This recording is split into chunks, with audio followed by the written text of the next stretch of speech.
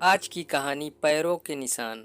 जन्म से ठीक पहले एक बालक भगवान से कहता है, प्रभु आप मुझे नया जन्म मत दीजिए। मुझे पता है पृथ्वी पर बहुत बुरे लोग रहते हैं, मैं वहाँ नहीं जाना चाहता।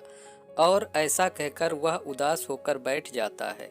भगवान प्रेम पूर्वक उसके सर पर हाथ फेरते हैं और सृष्टि के नियमानुसार उसे जन्म लेने का महत्व समझाते हैं। बालक कुछ देर हट करता रहा और भगवान के बहुत मनाने पर वह नया जन्म लेने को तैयार हो जाता है। ठीक है प्रभु, अगर आपकी यही इच्छा है तो मृत्युलोक में जाऊं तो वहीं सही, पर जाने से पहले आपको मुझे एक वचन देना होगा। बालक भगवान से कहता है। भगवान बोले, पुत्र तुम क्या चाहते हो? बालक, आप वचन दीजिए कि जब तक मैं पृथ्वी पर हूँ तब तक हर एक क्षण आप भी मेरे साथ रहेंगे। भगवान, अवश्य ऐसा ही होगा।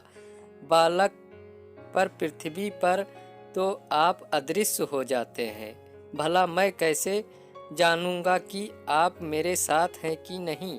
भगवान, जब भी तुम आंखें बंद करोगे तो तुम्हें दो जोड़ी पैरों के चिन्ह दिखाई देंगे। उन्हें देखकर समझ जाना कि मैं तुम्हारे साथ हूँ।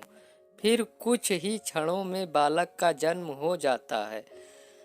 जन्म के बाद वह सांसारिक बातों में पड़कर भगवान से हुए वार्तालाप को भूल जाता है और मरते समय उसे इस बात की याद आती है तो वह भगवान के वचनों की पुष्टि करना चाहता है।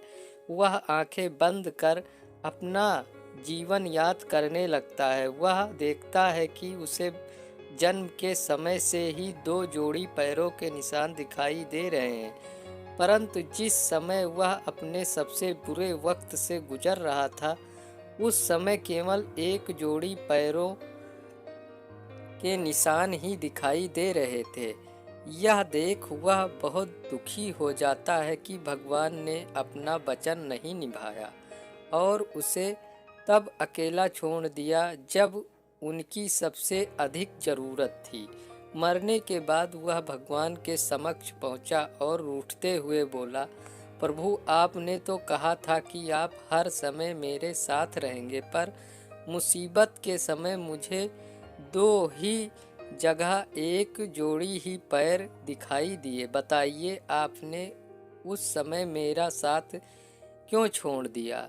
भगवान मुस्कुराए और बोले, पुत्र जब तुम घोर विपत्ति से गुजर रहे थे तब मेरा हृदय द्रवित हो गया और मैंने तुम्हें अपनी गोद में उठा लिया। इसलिए उस समय तुम्हें सिर्फ मेरे पैरों के चिन्ह दिखाई पड़ रहे थे। दोस्तों, बहुत बार हमारे जीवन में बुरा वक्त आता है।